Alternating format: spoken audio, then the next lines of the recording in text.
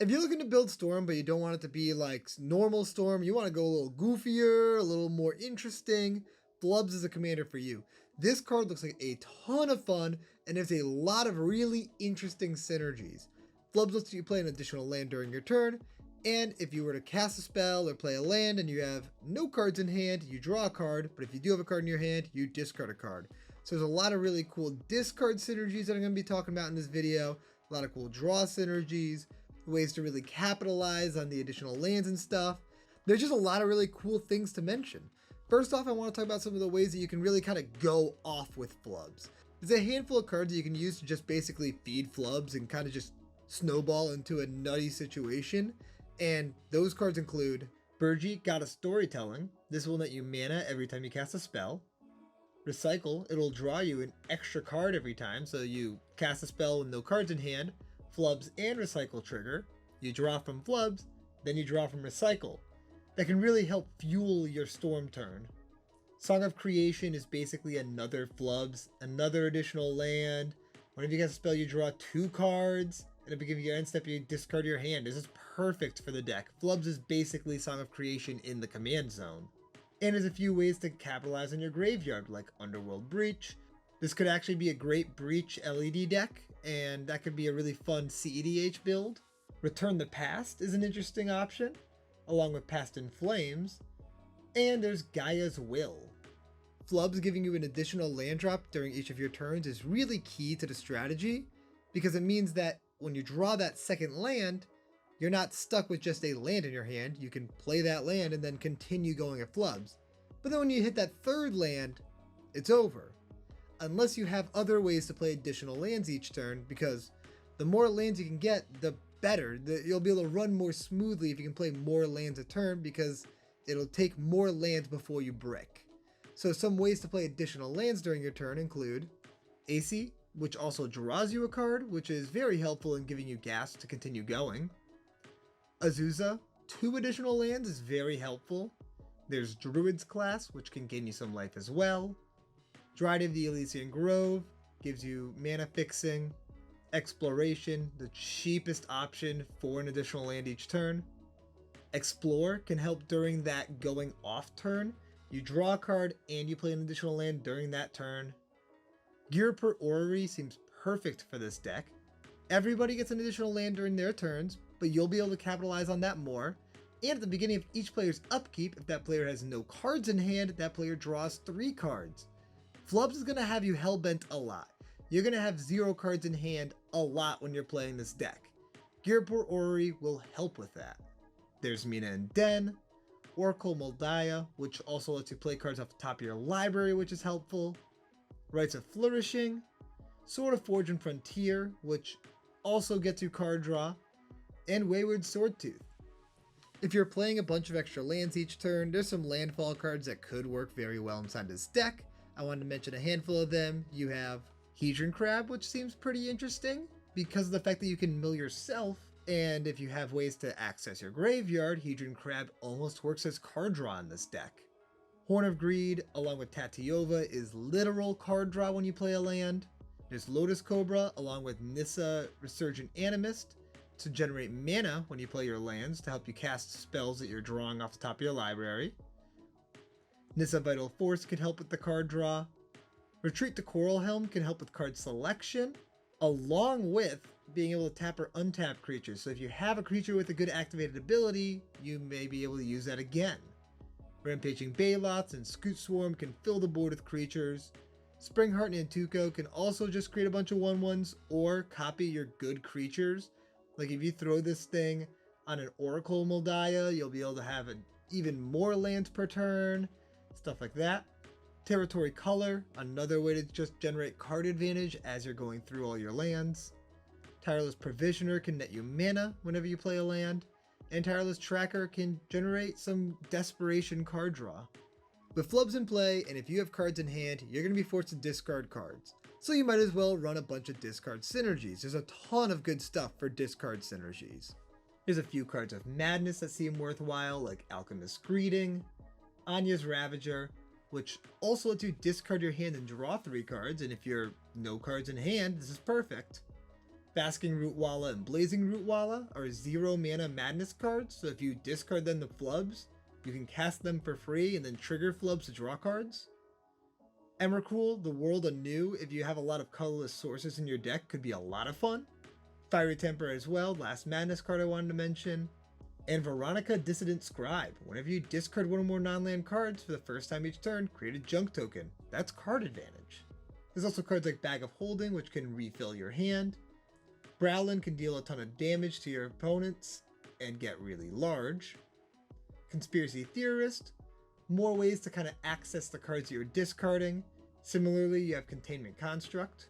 Currency Converter can net you treasures or creatures by discarding cards. Drakehaven, more creature creation. Glinthorn Buccaneer, some more damage.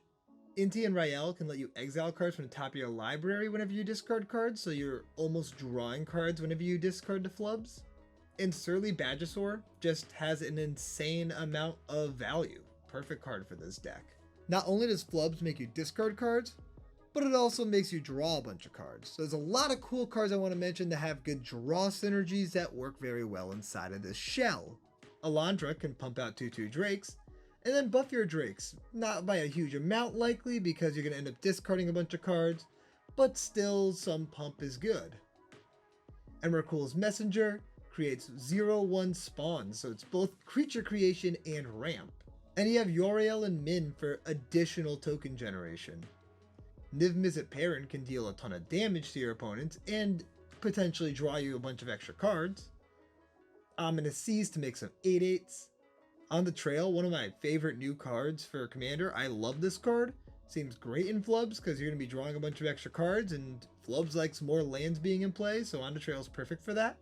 The Locust God can make a bunch of hasty flyers, and then Toothy, gonna get really, really big and eventually pop and draw you a ton of cards.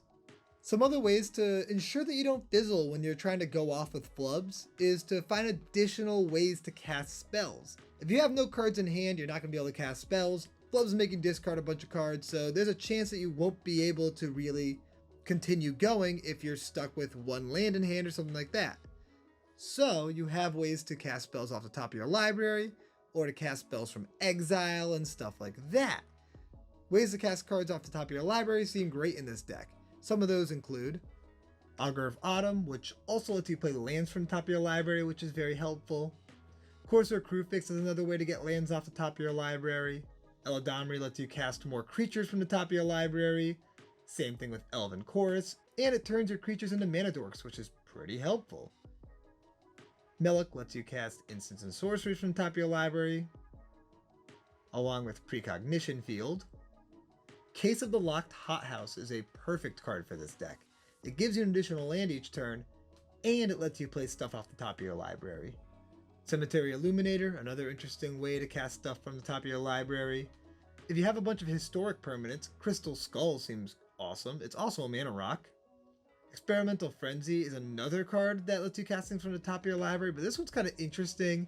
It doesn't let you play stuff from your hand. You have to pay 4 mana to remove it, so that way you can play stuff from your hands, but it lets you play anything from the top of your library. Future Sight also lets you play anything from the top of your library. And lastly, the Reality Chip. Great include in this deck. As I mentioned previously, you could also cast spells from Exile. So some cards that let you exile things so you can cast them include Chandra, Heart of Fire, can essentially draw you 3 cards a turn. Foulthorn, perfect for this deck, lets you discard as well, which is very on theme, and it pumps out 2/2s. Ian Malcolm is an interesting one. During each player's turn, that player may cast a spell exiled with it, and whenever a player draws their second card each turn, that player exiles top card of their library. You'll draw your second card each turn a lot, so this card can put in a ton of work. Loot Key to Everything is just a lot of card advantage on a little body. Party Thrasher is a very cool card in this deck. It lets you exile top 2 cards of your library, choose one play at this turn, but also non-creature spells you cast from exile have Convoke. And then Stolen Strategy to just steal stuff from your opponent's library along with your own to be able to cast them from exile. If you're going to run synergies like these, you could also throw in Memory Worm or Passionate Archaeologist. Any card that really says, hey, this card's good in Prosper would be good in Flubs. The other spot you can cast spells from is your graveyard. There's a lot of ways to play stuff from your graveyard, and that works perfectly with Flubs because you're going to be filling your graveyard very fast just by casting things. So some of the cool graveyard synergies that we have are Ancient Grudge, Flashback, perfect. Bloodbraid Challenger has Escape. Conduit of Worlds lets you play lands from your graveyard and cast a spell from your graveyard.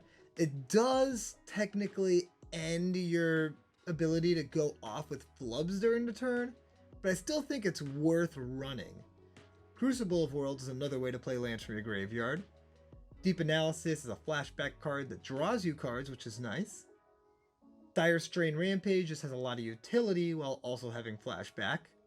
Echo of Aeons, you can flash it back and refill your hand. Embrace the Unknown has Retrace, which is really nice. Lava Dart is a spell you can cast from your graveyard just by sacrificing a mountain. Nice way to just get a free Flubs trigger. Galvanic Iteration can copy some big spells and you can flash it back. Leer gives everything in your graveyard flashback, which is awesome.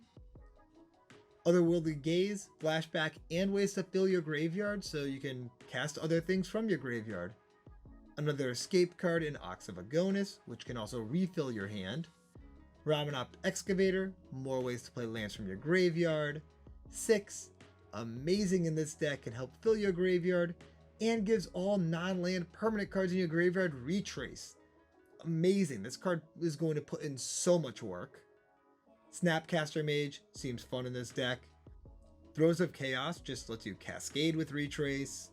Uro, another escape card that lets you put lands into play and gains you life and draws you cards, just seems perfect for the deck.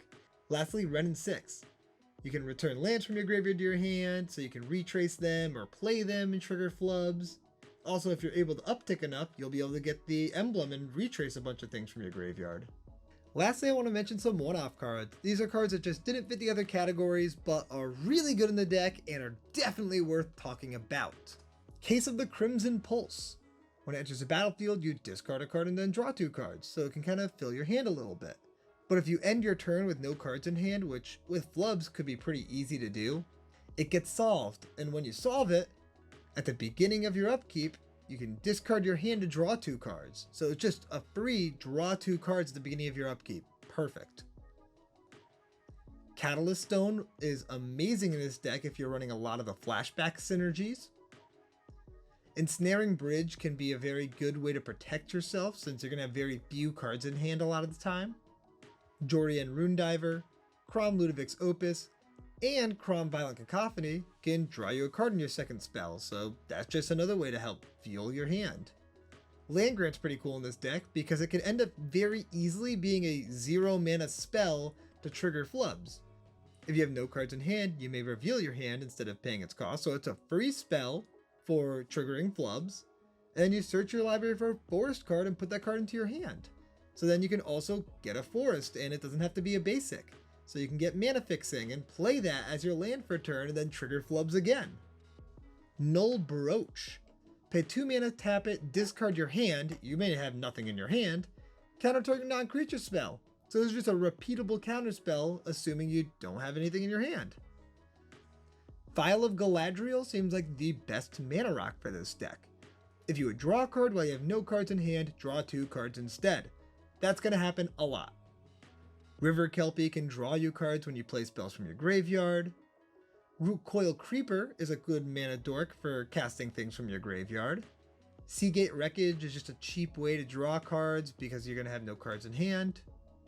Seasoned Pyromancer is a good way to refuel, and you can exile it from your graveyard to make 2/1/1s. Secrets of the Dead, another payoff for casting spells from your graveyard. And Uba Mask. The player would draw a card, that player removes that card from the game face up instead. Each player may play cards he or she removed from the game with Uba Mask. You have Flubs in play and no cards in hand.